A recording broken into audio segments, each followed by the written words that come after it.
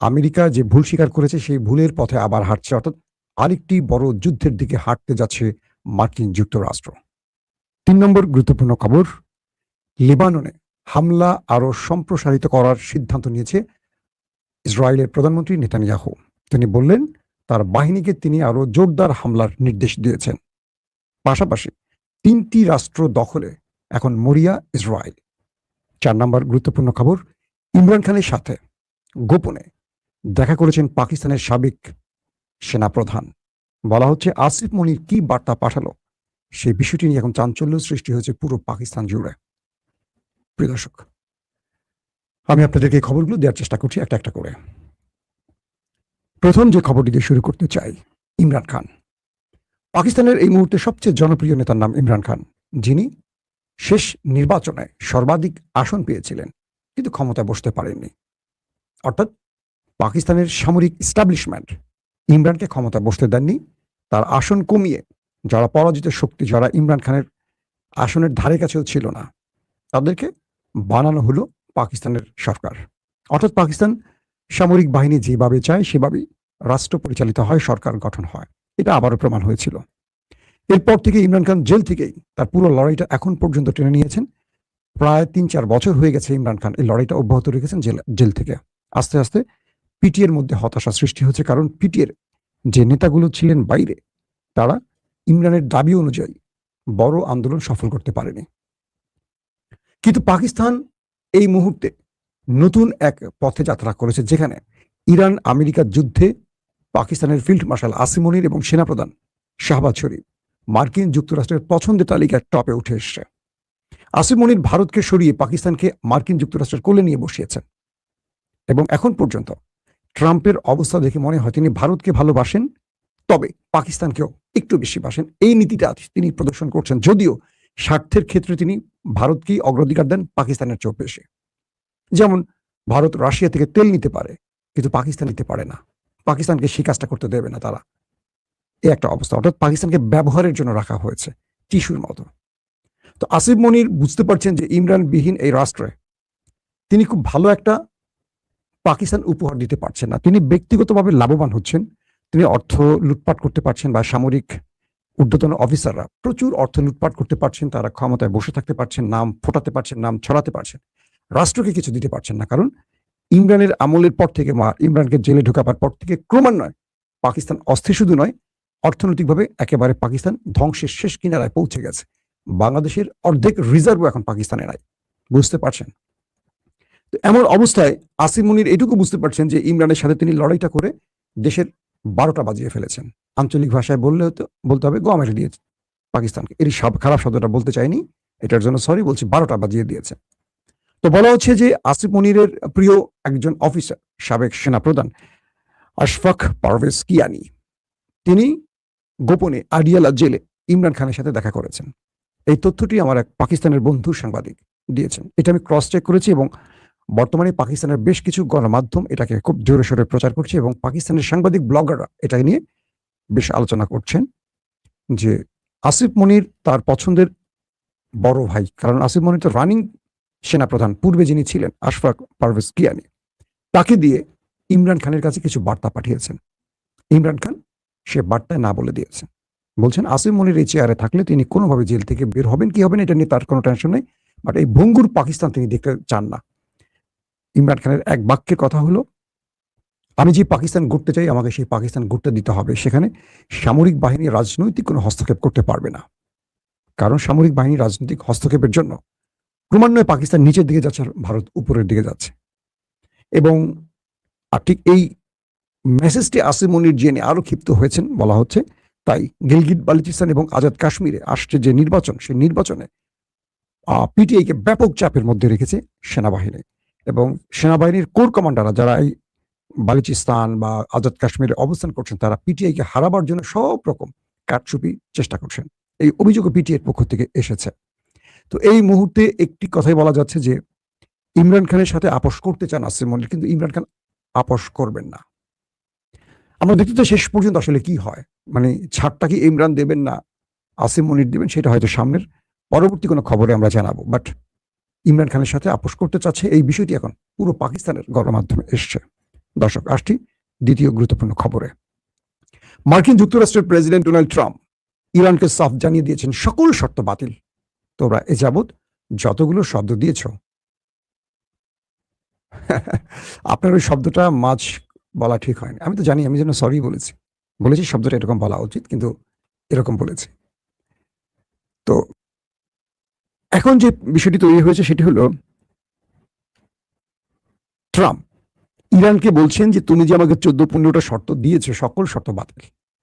দুটো শর্তে তুমি রাজি থাকলে আমি হরমুজ বা গালফ কি বলে ওমান সাগর থেকে আমার বহন নিয়ে চলে যাব, যুদ্ধ বন্ধ হয়ে যাবে, তোমার শর্ত মেনে নেওয়া হবে।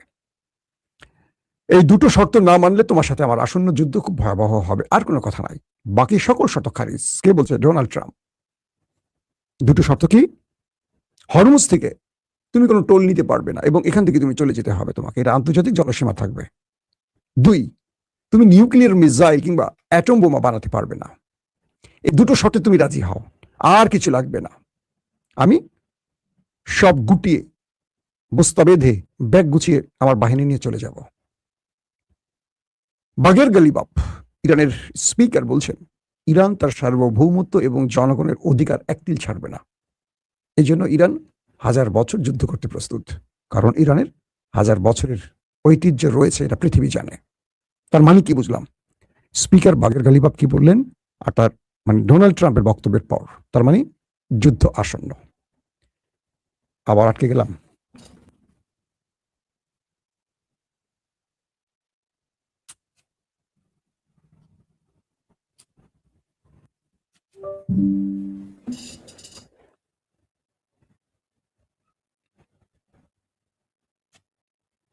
মাঝে মাঝে আমি আটকে যাই, বুঝছেন, ফ্রিজ হয়ে যায়। কেন ফ্রিজ হয়ে যায় জানি না। আপনারা একটা ধাক্কা দিবেন আমাকে, হ্যাঁ? আমি আটকে যাই, তো আমাকে ধাক্কা দেবেন। তো এই মুহূর্তে যে জায়গাটা তৈরি হলো, তো বাগের গালিবাফ যেটি বললেন, ইরান তার সার্বভৌমত্ব বা তার জনগণের অধিকার একতিলও ছাড় দেবে না। অধিকার বলতে তিনি বুঝিয়েছেন হরমুজ প্রণালীর টোলটা ইরানের অধিকার। পৃথিবীর প্রতিটি দেশ তার জলসীমা থেকে টোল নিতে পারলে ইরান কেন পারবে না?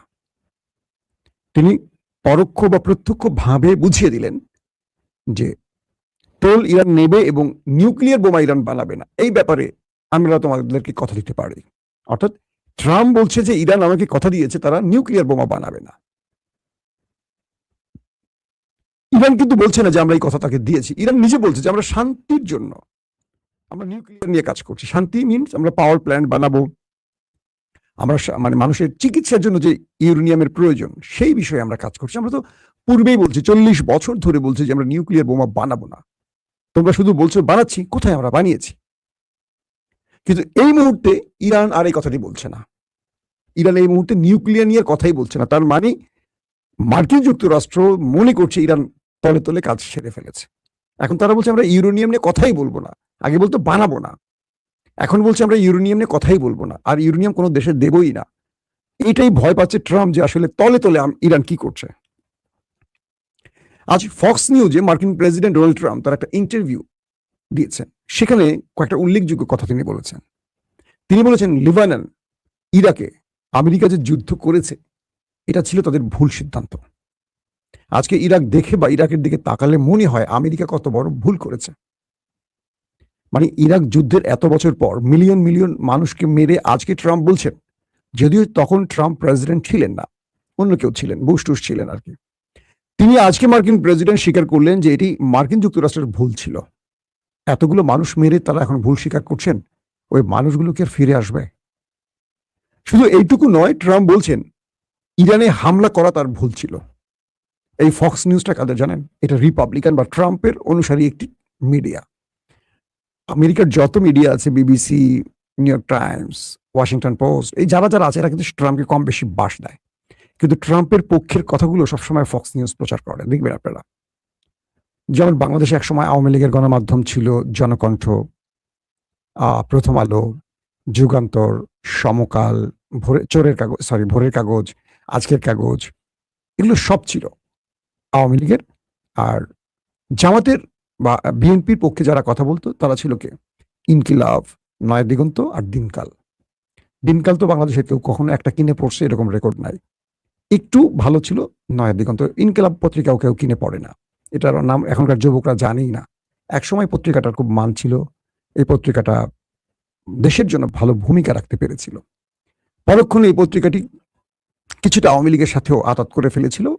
এখন এই পত্রিকাটির অবস্থা একেবারে মানে পত্রিকার জগতে সবচেয়ে নিচে, দিনকাল আর ইনকিলাব কেউ কিনে পড়ে না। তো এই পরিস্থিতির মধ্যে মার্কিন প্রেসিডেন্ট ডোনাল্ড ট্রাম্প তিনি বলছেন যে ইরানে হামলা করা আমাদের ভুল ছিল, আমাদের এটা বোকামি ছিল, আমরা একটা বোকামি করেছি বা একটা বোকামিপূর্ণ সিদ্ধান্ত নিয়েছে। এই শব্দটা কখন বলছেন ট্রাম্প? যখন তিনি স্টিল যুদ্ধে আছেন এবং তিনি প্রেসিডেন্ট। পরে গিয়ে বই লিখছেন না, স্টিল বলছেন 3 মাস 4 মাসের মাথায় ট্রাম্প বলছেন এটি আমার ভুল ছিল, বোকামি সিদ্ধান্ত ছিল, বোকামি করা হয়েছে, এই কাজটি বোকামি বলছেন তিনি। তিনি বলছেন 9 মাস আগে আমরা B2 বোম্বার দিয়ে যে আমরা ইরানে হামলা করেছি এবং ইরানের নিউক্লিয়ার প্রজেক্টকে ধ্বংস করেছি, যদি এটা না করতাম আজকে ইরান তার নিউক্লিয়ার বোমা বানিয়ে ফেলত। শুধু তাই নয়, আজকে মধ্যপ্রাচ্যে ইসরায়েল নামক কোনো রাষ্ট্র থাকতো না, ইরান এটিকে খেয়ে ফেলতো, হজম করে ফেলতো। ইসরায়েলকে বাঁচাবার জন্য আমাদের এই যুদ্ধটা করতে হয়েছে। কে বলছে? মার্কিন প্রেসিডেন্ট ডোনাল্ড ট্রাম্প, ফক্স নিউজে।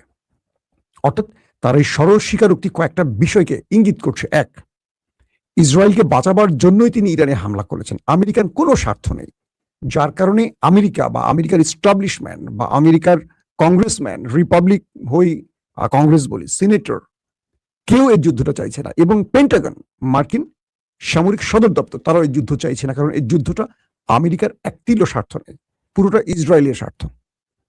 তো ইসরায়েলের জন্য আমেরিকা ট্রিলিয়ন ট্রিলিয়ন ডলার খরচ করে যুদ্ধে নেমেছে, অজস্র সামরিক অস্ত্র হারিয়েছে, যুদ্ধ বিমান, ড্রোন, মিসাইল শেষ হয়েছে, প্রচুর সেনা মারা গেছে, মধ্যপ্রাচ্যে 16টি মার্কিন ঘাঁটিকে ধ্বংস করেছে একটা ভুল সিদ্ধান্তে। ট্রিলিয়ন ডলার খরচ হয়ে গেছে আমেরিকার একটা ইসরায়েলের জন্য। তিনি বলছেন এই সিদ্ধান্তটা ভুল। তার মানে এটা কি? তারা ইরান সম্পর্কে অকিবহাল ছিলেন না, যে ইরান কোন লেভেলে পৌঁছে গেছে। বলা হচ্ছে ইরান তার যুদ্ধবিরতির পর সামরিক খাতকে এতটা পাওয়ারফুল করেছে যে আমেরিকার গোয়েন্দা তথ্যের আলোকে প্রেসিডেন্ট ট্রাম্প বারবারই সিদ্ধান্ত নিয়ে পেছনে চলে যাচ্ছেন, ইরানে হামলা করবেন কি করবেন না।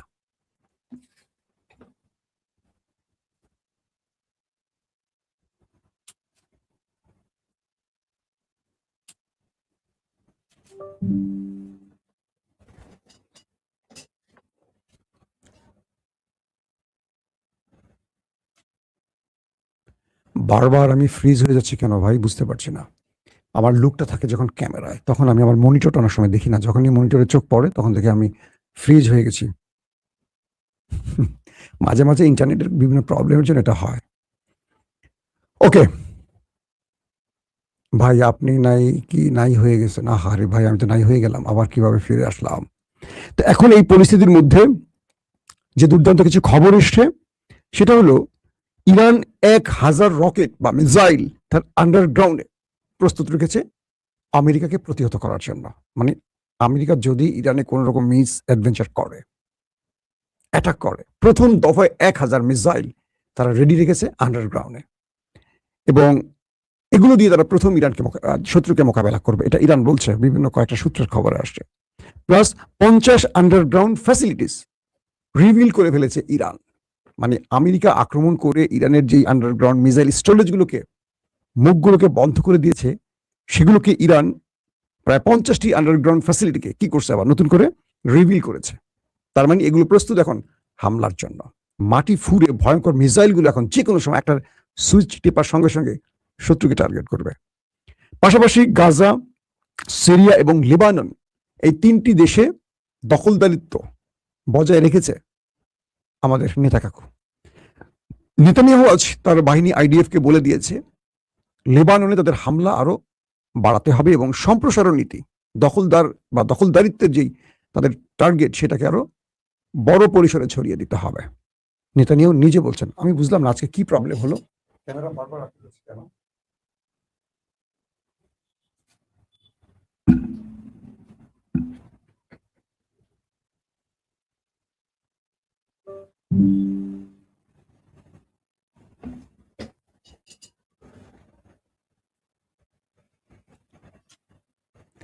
আজকে তো বারবার জ্বালাচ্ছে ভাই, খবর বলে মজা পাচ্ছি না।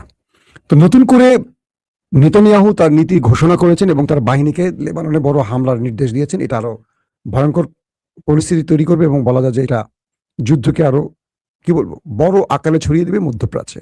আপনারা হয়তো আজকে একটা খবর পেয়েছিলেন যে